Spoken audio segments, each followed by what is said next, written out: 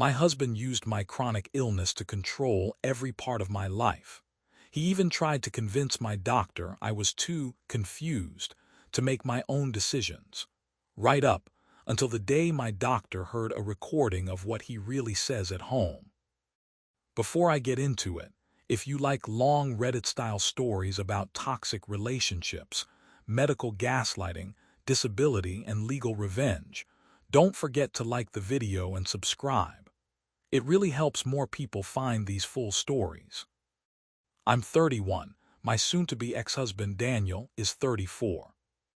I have a chronic illness, an autoimmune condition that causes joint pain, fatigue, brain fog, and flares that can knock me out for days. I'm not dying, but I'm also not fine. I live in that gray zone where some days I'm okay, and some days I can barely open a jar or climb stairs. Before I met Daniel, I managed. I had a system: part-time remote work, a small apartment, a cheap but reliable car, doctors I trusted, and a stubborn streak that kept me going. I wasn't thriving, but I was independent. When I met him, I thought I'd won the lottery. Daniel was charming, helpful, the understanding guy. On our third date, he offered to carry my groceries when he noticed I was struggling with the bags. "You look like your arms are about to fall off," he laughed. "Let me." When I explained my condition, I braced myself for the usual responses: awkward silence, pity, or "oh, so you're just tired a lot." Instead, he said, "Okay, so we know what we're dealing with. That just means I need to step up more when you're flaring." It sounded like a dream. He drove me to appointments, brought me heat packs, massaged my hands when I couldn't grip things. When we talked about moving in together, he was the one who suggested a ground-floor apartment, so you don't have to fight with stairs on bad days. I remember telling my best friend, he really gets it. He doesn't see me as broken, he just carries some of the weight. And for a while that was true. Then slowly, almost invisibly, something shifted. Help turned into control. It started with driving. "Let me drive," he said. "You know your meds make you foggy." It was reasonable. Some days I really shouldn't have been driving, but it became a rule even on good days. If I picked up my keys, he'd say, "Why are you trying to be a hero? I'm right here." Then the money. "Let me handle the bills," he said. "You have enough on your plate with your health. I'll make sure everything's paid on time." Again, it sounded nice. I hated dealing with paperwork when my joints hurt and my brain felt like cotton. So I let him. He set up auto pay, organized debt payments, opened a joint account so we can streamline everything. My paychecks went into that account. After a few months, my individual savings account barely had anything left. If I asked about it, he'd say, "We're a team now. Why are you acting like you're single?" So I shut up and told myself this was what partnership looked like. The first time I realized concern had turned into something else was at my rheumatology appointment about a year into our marriage. I'd been having more flares, more pain. I felt beaten down. I told my doctor I was worried about the medication not working as well. Before the doctor could answer, Daniel jumped in. "She's been very forgetful lately too," he said. "She repeats herself. And she's been really emotional, like crying over nothing. I'm worried it's affecting her judgment." I looked at him, startled. I mean, yes, I had cried over little things. That happens when you're in pain and exhausted. But the way he said it made me sound out of it. My doctor, Dr. Harris, frowned. "Have you noticed any confusion?" he asked me. "Memory gaps, trouble following conversations?" "Not really," I said. "I get brain fog when I'm tired, but I still work, cook, pay attention to stuff." Daniel chuckled. "Babe, you left the stove on twice last month," he said, "and you forgot your niece's birthday completely." I felt heat in my cheeks. I turned the burner down and forgot to turn it off once, I said. And I texted my sister later that day about the birthday. I was just late. Dr. Harris made a note. We'll keep an eye on cognitive symptoms, he said. Sometimes inflammation and certain meds can affect focus and memory. On the drive home, I said quietly, I didn't love you bringing all that up like that. He looked offended. I thought you wanted me to help, he said. You always say you're scared the doctors don't see the full picture. I'm just making sure they know what's going on. It was hard to argue with that. But from then on, he would bring up things in front of doctors that I hadn't mentioned, often in a way that made me sound worse than I felt. She almost fell the other day, he'd say. I stumbled once stepping off a curb because my knee locked for a second. She gets confused when she's flaring. I asked him to repeat himself once because my phone glitched on a call. She forgets if she's taken her meds. I double-checked my pill box like a responsible adult. Every time, if I protested, he'd look at me with that sad, patient expression. You're in denial, he'd say. You're sick, it's not your fault, I'm not attacking you, I'm helping. The more he said it, the more I started to doubt myself. Am I worse than I think? Am I actually unsafe alone? Should I let him handle everything? So I did. I let him drive. I let him manage money. I let him talk for me at pharmacies and front desks. I let him answer questions I should have answered myself. And he loved it. He started saying things like, if I wasn't here, you'd be lost. I don't know how you'd manage anything without me. You're lucky I'm not like those guys who leave when things get hard. Most men couldn't handle someone like you. It felt like a compliment and an insult wrapped in one. The real turning point, though, came the day he brought up planning for the future. We were sitting at the kitchen table, my pill bottles lined up like little soldiers.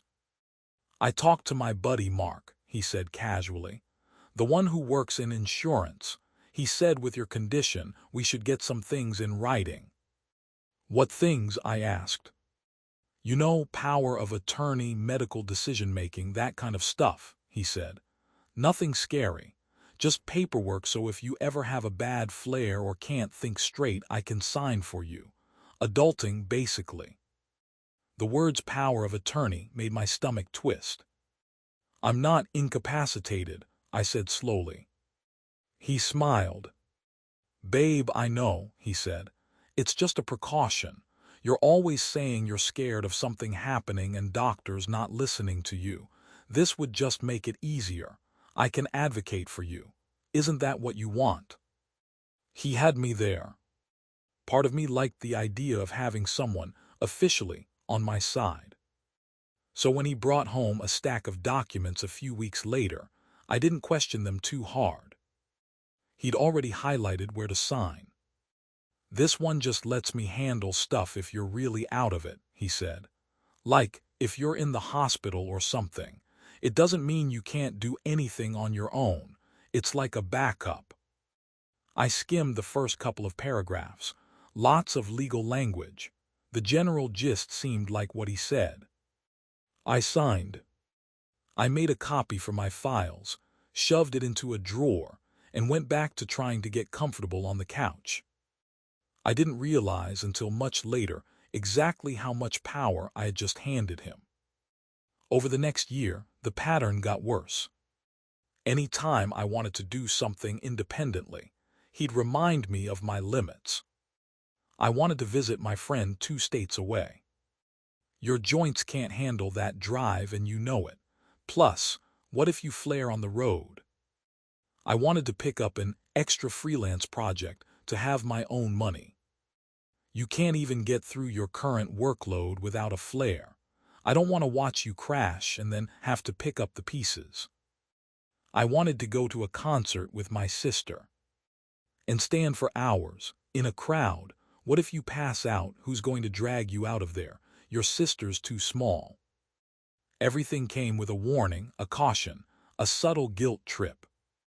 If I pushed back, he'd pull the "you're not seeing how sick you are" card.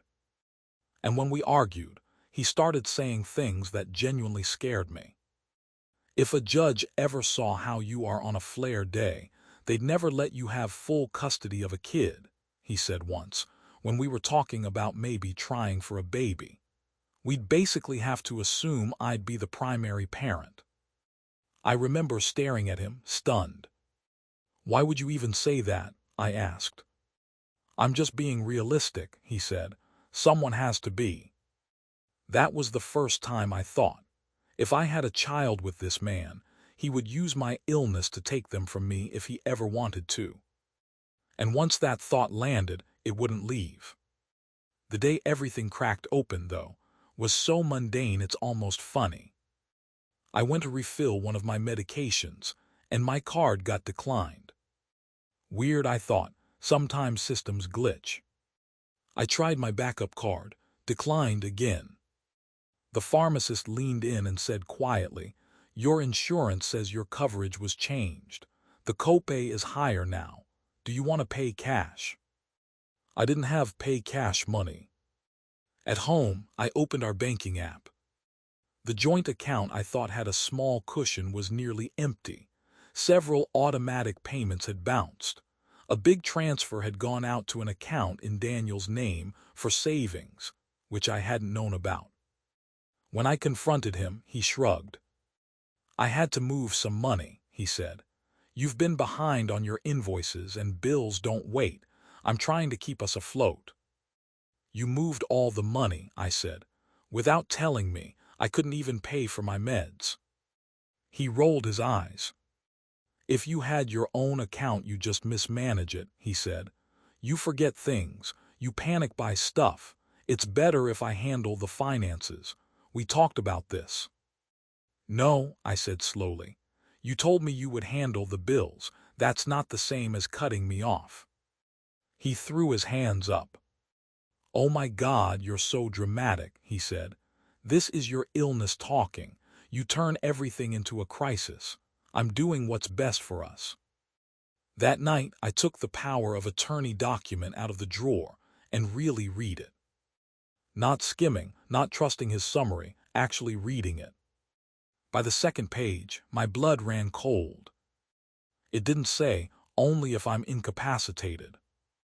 It said, "durable power of attorney, effective immediately, granting him broad authority over financial decisions including managing all bank accounts, handling debts, signing contracts, dealing with insurance." There was nothing about it only kicking in if I was out of it. It was in effect now. At the end was a line I couldn't believe I'd missed. "The principal understands that this document grants the agent significant authority and may limit the principal's ability to act independently in certain matters." My signature was at the bottom. His was next to agent. I felt like I was going to throw up. The next morning, I made an appointment with Dr. Harris. Not for my joints, for something else. In his office, I told him, as calmly as I could, "I need to ask you something, not just as my doctor but as someone who's seen me for a few years." "Of course," he said. "What's going on?" I took a deep breath. "My husband has been telling you I'm more confused and unstable than I feel," I said. "He says I'm forgetful, that I can't handle things, that I need him to make decisions, that I'd be lost without him." Dr. Harris nodded slowly. "He has expressed concerns about your functioning during flares," he said. "He's mentioned you struggling with memory and focus." I swallowed. "Do you think I'm incapable of managing my own life?" I asked. "Like, genuinely, from what you've seen, do you think I can't make decisions?" He looked surprised by the question. "No," he said firmly. "I think you're dealing with a difficult condition. I've seen you come prepared, ask questions, advocate for yourself. You've always understood your treatment. Brain fog is real, but it doesn't mean you're incompetent." "Would you ever tell someone I needed a guardian?" I asked. He frowned. Only if I believed they couldn't understand their situation or make choices, he said. That's not the case here. Has someone suggested otherwise? I told him about the power of attorney, the bank account, the insurance, the way Daniel talked for me and about me. I did not cry. I recited it almost like a checklist. I feel like he's building a case that I'm helpless, I finished, and I need to know if I'm crazy for thinking that. He was quiet for a long moment. You're not crazy, he said finally. What you're describing isn't support, it's control. It's one thing to help with logistics, it's another to present you as more impaired than you are. He hesitated, then added, has he ever tried to talk to me alone, without you present? That jogged a memory. There was that one time, I said slowly, when I went to the bathroom and came back and you and he were talking quietly. I thought you were just chatting. Dr. Harris nodded. He expressed concern about your decision-making, he said carefully. He said you were in denial about how sick you are, that you get paranoid and confused. I told him I would not discuss your care without you present and suggested couples counseling actually. I stared at him. He called me paranoid, I asked. He used that word, yes, Dr. Harris said. I want you to hear this clearly. I have no concerns about your capacity to consent to treatment. You may have bad days. You may need help physically, but you understand your condition and can make informed choices. Something in my chest unclenched. Would you be willing to put that in writing? I asked. Like in a letter, that you believe I'm capable of managing my own care. He tilted his head. If you're thinking of making legal changes, that might be useful, he said. Yes, I can write a brief statement to that effect. Then he said something that changed everything. If you are feeling controlled financially and medically, he said, you may want to speak to a lawyer. Chronic illness makes people vulnerable to this kind of dynamic. It's unfortunate, but it happens. The pattern in my head snapped into focus. This wasn't being cared for. This was being slowly pushed into a role where I couldn't do anything without him. And I had signed the papers to help him do it. I made 2 calls that afternoon, one to a therapist who specialized in chronic illness and trauma, and one to a family lawyer. The lawyer, Anna, had the kind of calm, slightly pissed-off energy of someone who has seen way too many women get steamrolled on paper. She listened as I laid everything out. The power of attorney, the money, the doctor visits, the you'd lose custody comments. Then she said, okay, 2 tracks. Legal and emotional, I guessed. She smiled faintly. Legal and safety, emotional we'll outsource to your therapist. First, she explained, I needed to understand my rights. That durable power of attorney you signed, she said. You can revoke it. You don't need his permission. You draft a revocation, sign it, notarize it, and send copies to any institutions that have the original on file. Banks, insurance, anyone. I blinked. It's that simple, I asked. It's paperwork, she said. Paperwork got you into this. Paperwork can get you out. The key is doing it quietly and correctly. Second, we needed to document the pattern. Do you have texts where he talks about how helpless you are, or about you not being able to manage anything? She asked. I did. I had screenshots of. You'd be bankrupt without me. You're too sick to handle adult stuff. You can't even remember to take pills without me reminding you. With your condition, no judge would give you full custody anyway. I forwarded them to her. Third, she asked about recordings. In our state, you're allowed to record conversations you are part of, she said. I am not telling you to provoke him, but if he voluntarily says things that show he's trying to misrepresent your condition to others, that's useful. I didn't own a fancy recorder, but I had a phone. That night, I enabled automatic audio recording on my smartwatch. It wasn't perfect, but it could catch conversations without me having to fumble with my phone. I didn't have to wait long. A few days later, we were arguing about me wanting to visit my sister overnight. "I'll take the train," I said. "She'll pick me up. If I flare, I'll rest there." He snorted. "You can't even stand for a full grocery trip," he said. "And you think you can travel alone? Get real." "I have good days," I said. "I'm having one now." "Until you're not," he shot back. "And then what? You collapse at the station. No, if you go, I go. End of discussion." "It's not a couple's trip," I said. "It's me and my sister. I need time with my family." He glared. "You're acting like a child," he said. "You know what? This is exactly what I told Dr. Harris. You live in denial. You think you're independent, but you're not. One flare and you're useless. Without me, you'd be on disability in some crappy studio apartment, crying because you can't open jars. I'm the reason your life works." "That's not fair," I said quietly. "It's the truth," he snapped. "Your illness broke you. I'm the glue.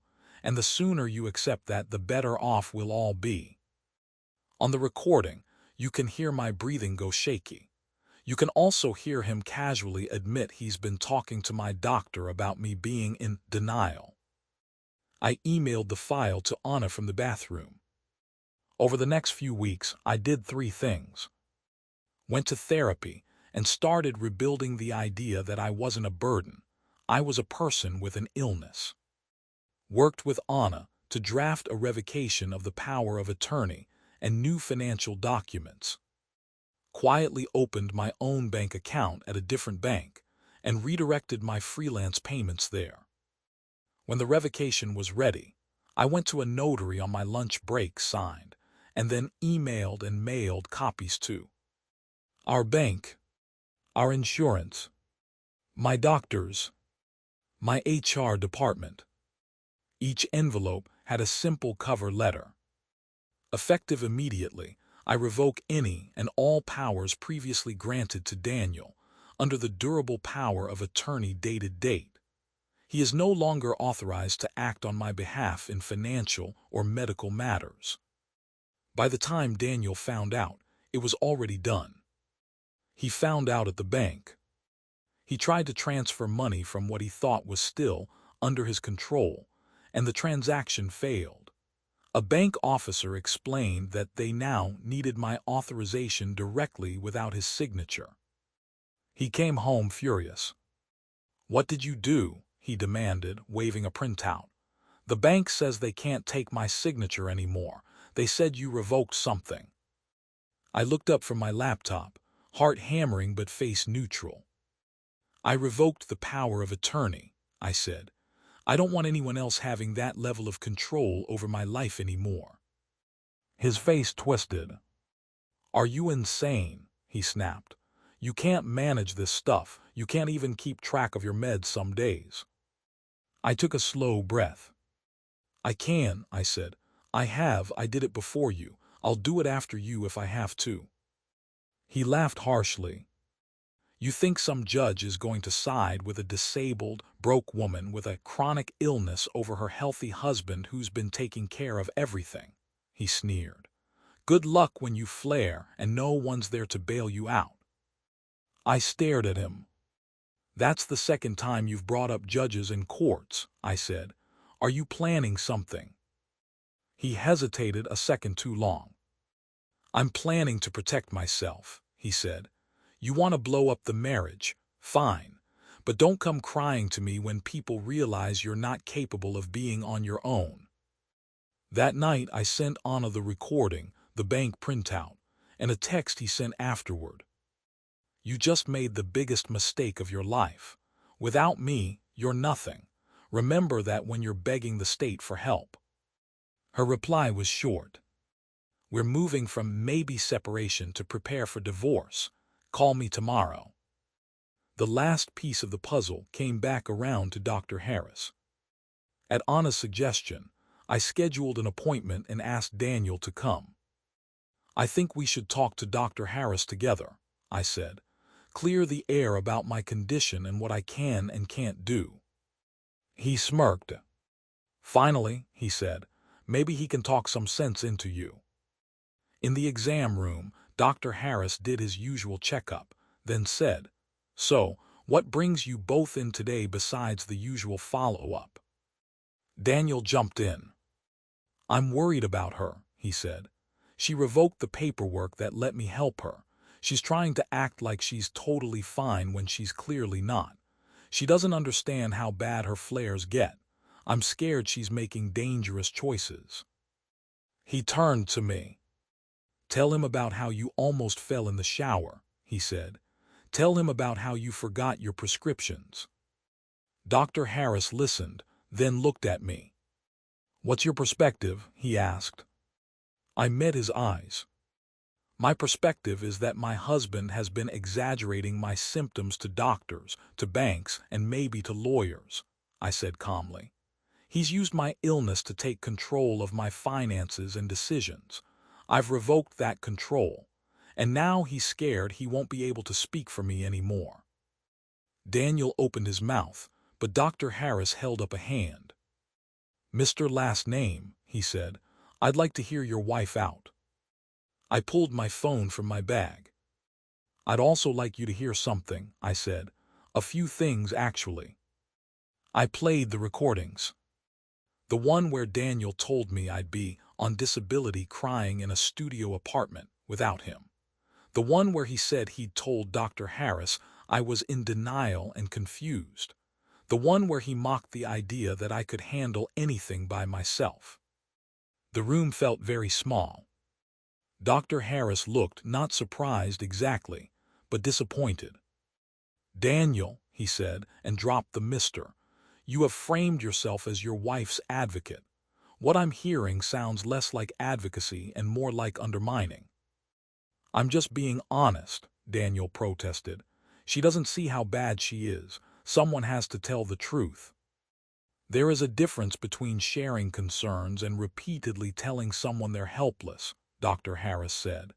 "From a medical standpoint, I do not see evidence that your wife lacks capacity. She is ill, yes, but she is competent."